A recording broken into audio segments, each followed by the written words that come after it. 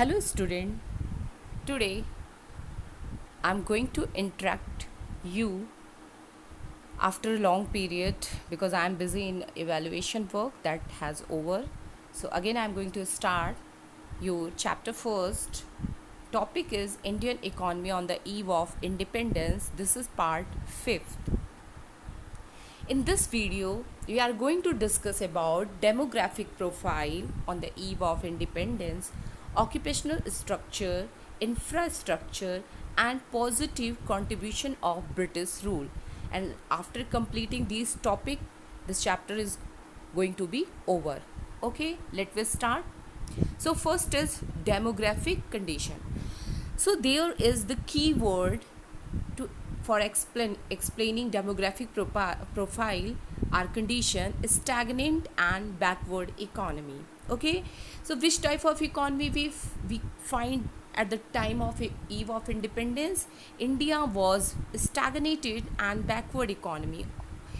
Why we are saying that? Because the social development indicators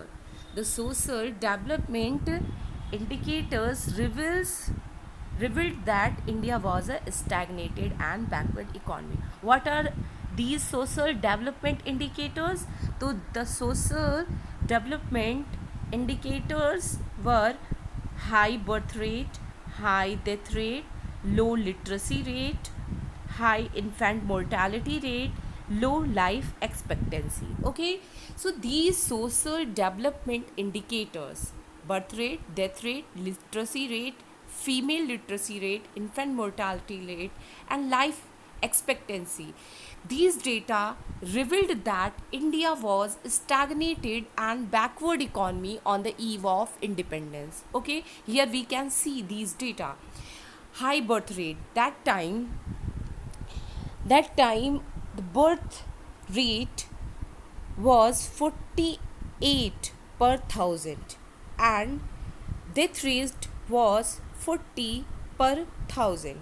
And literacy, who are literate, who are able to read and write. So that time in 100 people only 16 people are able to read and write. They are not having degree, only they are having the efficiencies to read and write, and the number of the people is only 16%. If you talk about the female literacy rate, its condition is totally worse. Okay, only 7%.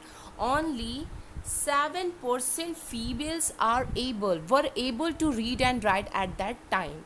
Okay, now if you talk about infant mortality rate, so this rate is related to death of infants during before reaching 1 year of age per 1000 live birth in a year. Okay, means the infant who die before completing their 1 year.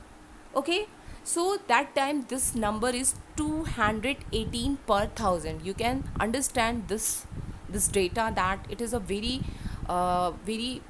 difficult condition. It explained that the poorness, poverty, and starvation condition was very worse in India. Okay, now low life expectancy. Life expectancy is related to average life of the people, means how much year is expected to live. So that time the average life is only 32 year. Today it is 65. Okay, so these data, these social development indicators clearly show that India was a stagnant and backward economy. Okay, so learn these data when you are going to explain demographic condition or demographic profile during the British rule or on the eve of independence. So you have to write this much only. Okay, you can write social development indicators revealed that India was a stagnant and backward economy because high birth rate, because of death rate, high death rate, low literacy rate. The female literacy rate was only 7%, high infant mortality rate, and low life expectancy. Okay, so learn these data. These data are very very important. It can ask in multiple choice question, okay. And when you are explaining this 3 marks question, or it can be also asked in 6 marks, so you can explain with the help of these data, okay. Now, explanation of all those terms. So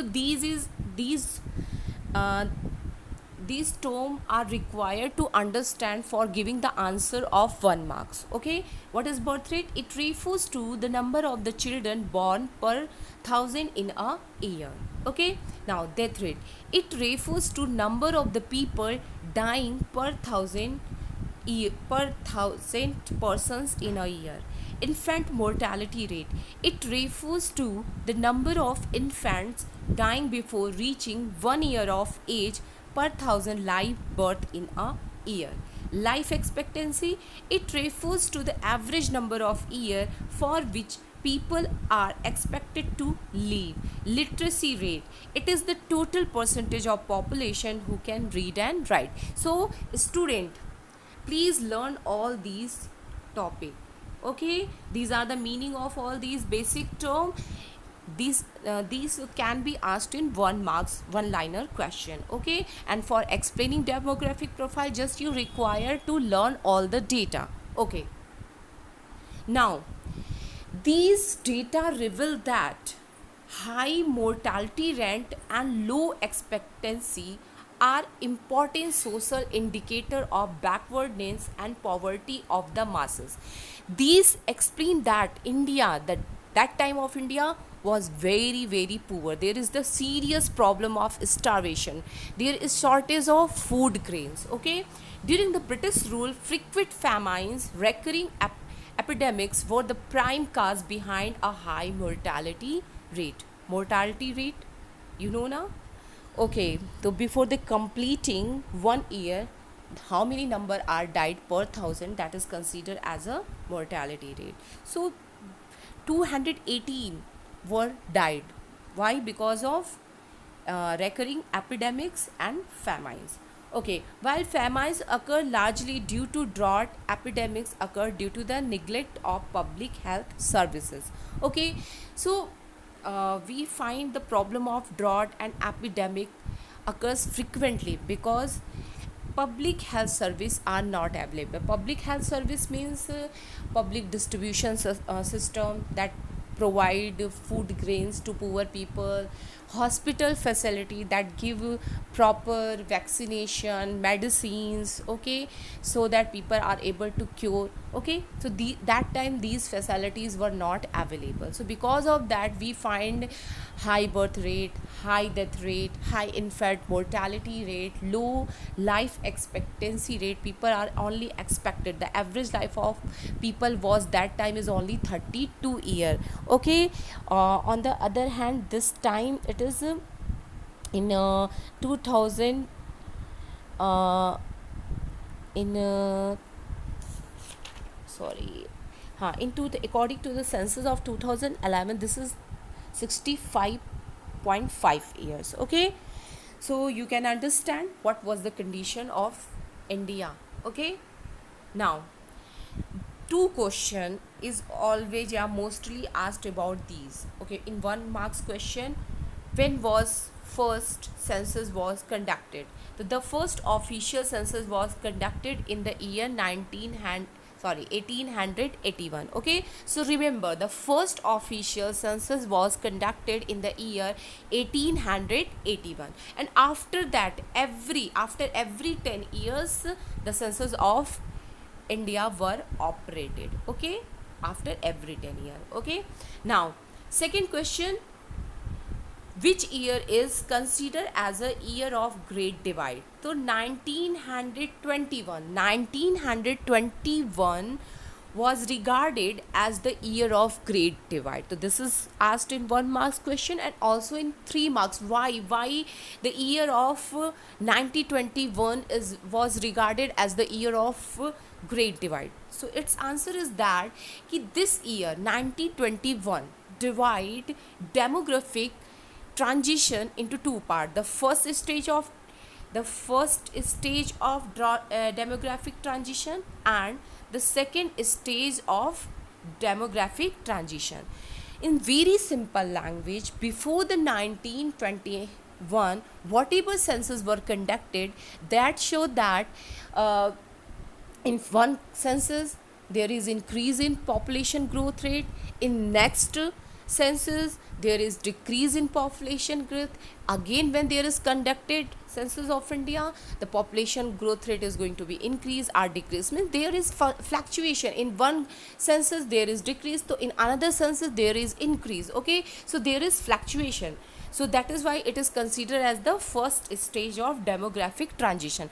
But after 1921 until now, whatever census were conducted, that show increase in population growth rate, means before the 1921 there is fluctuation. In one census it decreases, in one census it increased, but after 1921 there is no decrease, it is continuously increasing. Okay, so that is why 1921 is considered as a year of great divide. Okay, now it is clear. So that this date 1921 divide demographic transition into two parts, the first stage and the second stage. The first stage reflect fluctuations.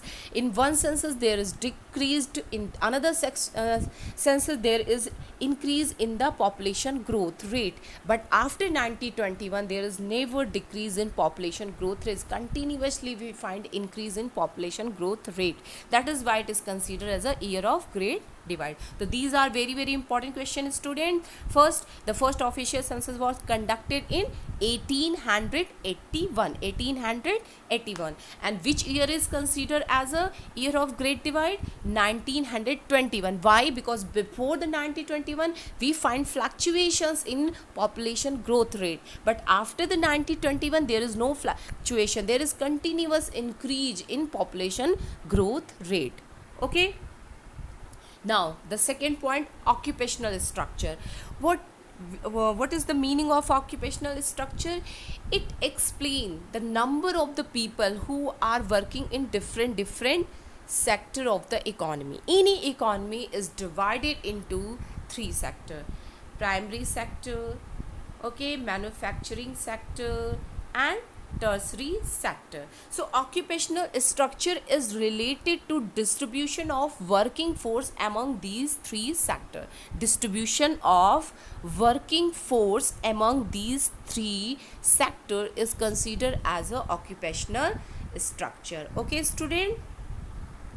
Now, occupational structure refers to distribution of working person across different industries and sector.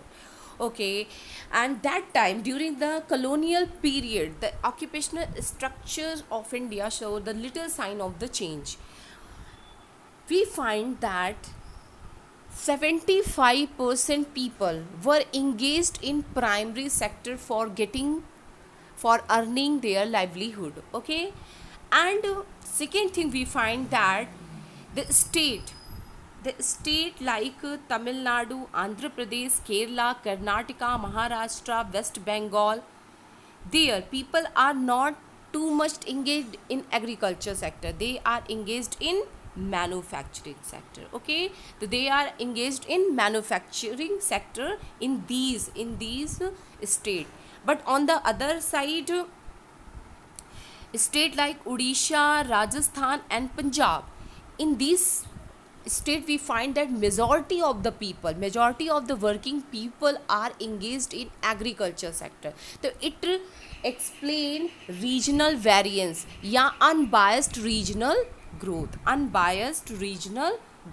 So these are the 2 points related to occupational structure. Occupational structure means distribution of working force among the three sector of the economy. And when we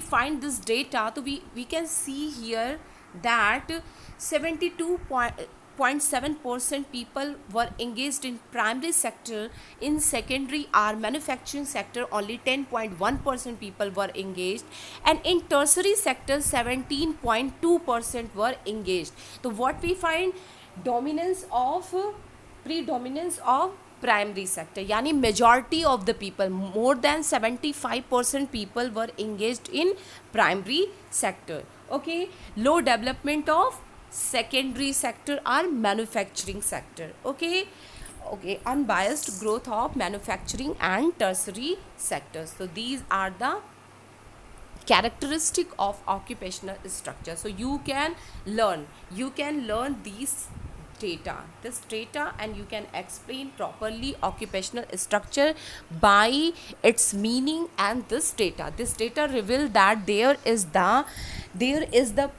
dominance of agriculture sector and unbiased growth of secondary and tertiary sector, and also unbiased growth of regional states. Means some states in their manufacturing sector and tertiary sectors are giving more employment. Okay, and in some like Odisha, Punjab, there are people are more dependent upon agriculture sector. Okay, student. Now the next point is infrastructure on the eve of independence.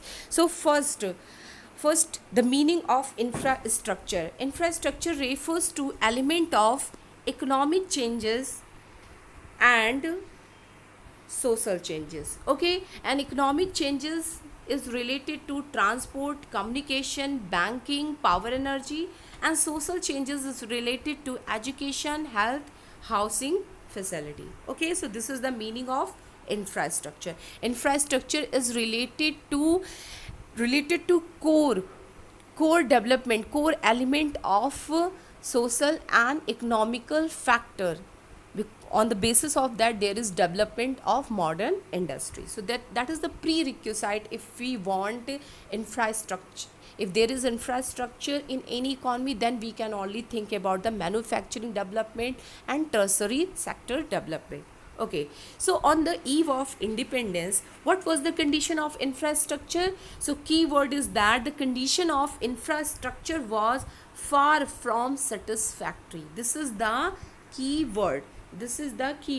The condition of infrastructure was far from satisfactory. It's mean that the development of infrastructure means power, communication, road, ports, uh, telegraph, postal service, these are not sufficient as we require that time. Okay, so that is not according to the requirement of the Indian people. Okay, so that is why the key sentence will be the condition of infrastructure was far from the satisfactory. How and what was, and whatever development we find that time, whatever development of railway, road, port, postal service, we find that time, there is not the motive to facilitate Indian people, to give infrastructure to Indian people, but they have done whatever development of infrastructure for fulfillment of few motives. And these are the few motives. First is to get raw material from India at cheap rates. Okay, to sell British finished good at to the interior of the country. They want to sell their product to interior, yani countrysides of the India, and to get raw material from source of origin. Next is to mobilize the army within India. Next is to mobilize the army within the India so that they could suppress a revolt in India. Okay, next is to have effective control and administration over the vast Indian territory. Okay, India, that time India was more big. Okay, there is not division of Pakistan and India. So if they want to control it, if they wanted to control it properly, so for that they require infrastructure development. So for effective administration and effective control on the vast India territory, they require infrastructural development. Next is to earn profit through the foreign trade by linking railways with the major port. So for that they introduce railway service in India. So these are the basic reason for the development of infrastructure in India. Okay, student.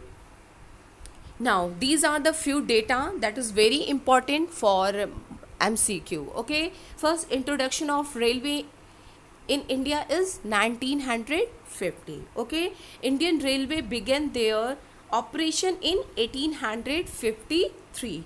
Next is modern postal service in India started in 1837. Okay, Tata Airlines was established in 1932, inaugurating the aviation sector in India. So these are the very important dates. Learn it, note down in your copy. Okay, student. Now, these are the explanation of infrastructure development on the eve of independence. Whatever development were done by the Britishers during the British rule, that is here.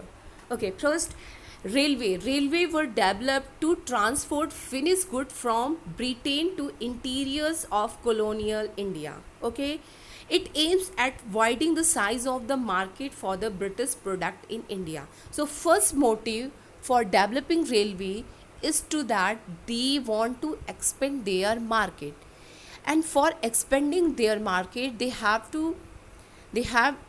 they require easy transportation, and for that they introduce railway in India. Okay, next is ports were developed to handle export of raw material to Britain and import of finished good from Britain. Okay, again, whatever raw material they are purchasing from India, if they want to bring it to their own country, so they require ports and railway. Okay, and same way whatever finished good they want to sell in India, again they require the major ports and railways. Okay, next is post and telegraph. So these post and telegraph service were established so that they can control vast India territory, and they can suppress whatever revolt were there in India. Okay, and for effective administration. Okay, road was developed to facilitate transportation of raw material from different parts of the country to the port. Means whatever development in very simple language, if you forget every line, so remember two things. Whatever infrastructure development were done during the British rule, because of two basic motive: to get raw material from the interior part of India, and to sell their product to remote area of India, to expand market size and to get raw material. They have done these infrastructure development. Okay, so in conclusion, modern infrastructure change in economy during the British Raj is not denied, but the motive behind this changes was not the growth and development of Indian economy.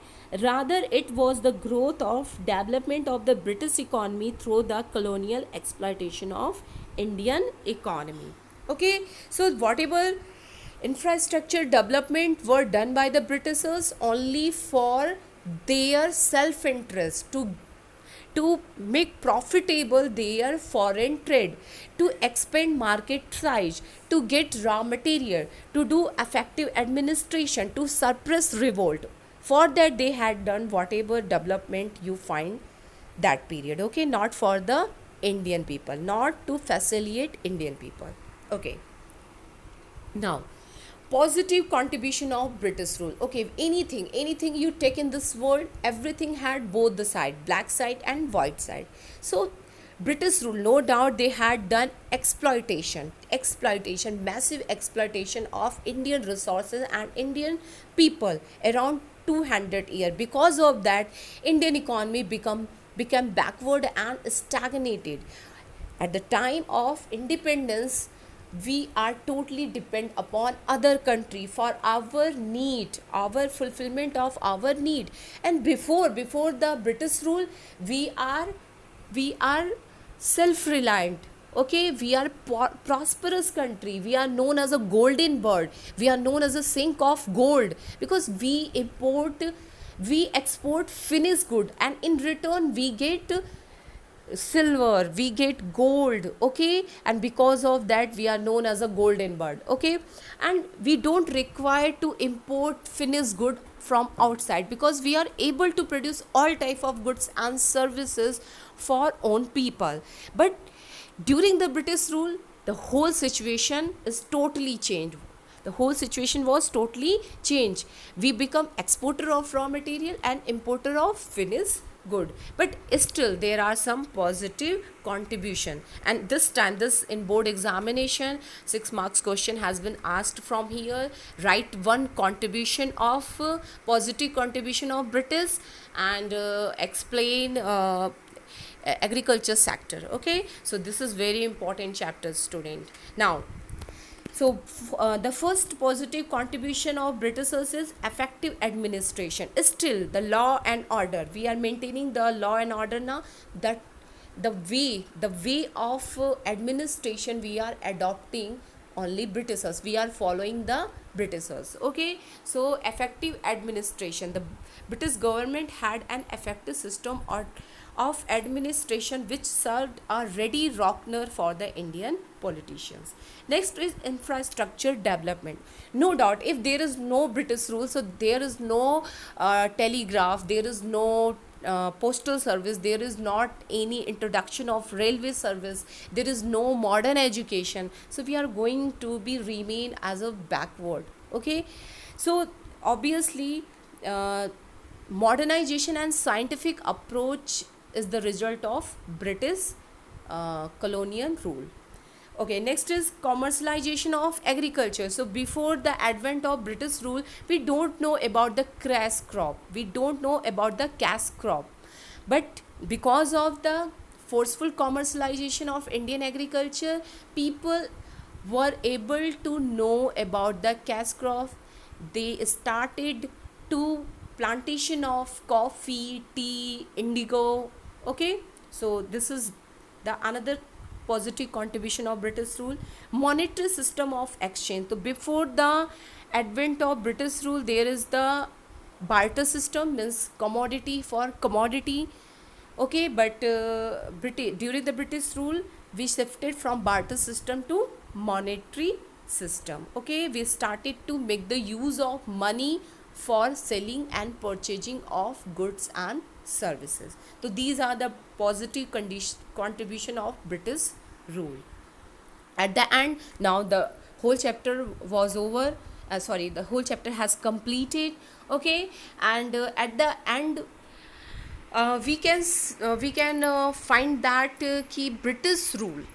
We had learned the whole chapter under the 6th subheading. First is agriculture sector. So agriculture sector is totally backward and stagnated. Why? Because we are using outdated technology. Okay, and jamindari, because on jamindari system there is no progress. Okay, no investment, and that is why our agriculture becomes subsistence farming. Okay, converted in subsistence farming. And then we had learned about the development. So state of development is very low. Our national growth, NI, the growth of NI was only 2%, and per capita income, the growth of per capita income was less than 0.5%. Okay, then we had learned about the industrial sector. So there is not any industrialization, there is in place of industrialization there is deindustrialization, means closing of industrial sector. Industrial sector means only handicraft industry. If we talk about the industrial sector, so during the colonial period, so only we can talk about the industrial sector, handicraft industry, and that is also going to be closed. That was destroyed because of the systematic deindustrialization by the Britishers. Okay, then we had learned about the foreign trade. So we become only exporter of raw material and importer of finished good. In infrastructure, so whatever infrastructure development were done, that is not satisfactory, that is not according to the need, and that is only for providing benefit to Britishers, not the Indian people. Okay, next we had learned about the demographic profile. Demographic profile means what was the condition of the population, condition characteristic of the population. So we find कि our economy was totally backward and stagnated because of high mortality rate, high birth rate, high death rate, in fact mortality rate, low life expectancy, low literacy rate. Okay, and then we learned about the occupational structure. So 70, more than 75% people were engaged in agriculture sector, and there is very less development of industrial and tertiary sector. Okay, and then we learn about the uh, learn about the occupational structure, industrial sector. So in this way this chapter has over, and this is the conclusion. Okay, so I think you are able to understand this chapter. Try to learn it and make proper notes of this chapter. Okay, you have to prepare two copy, one copy for preparing the notes, and second for writing question and answer. Okay, thank you student. In the next video we will start the second chapter. Okay.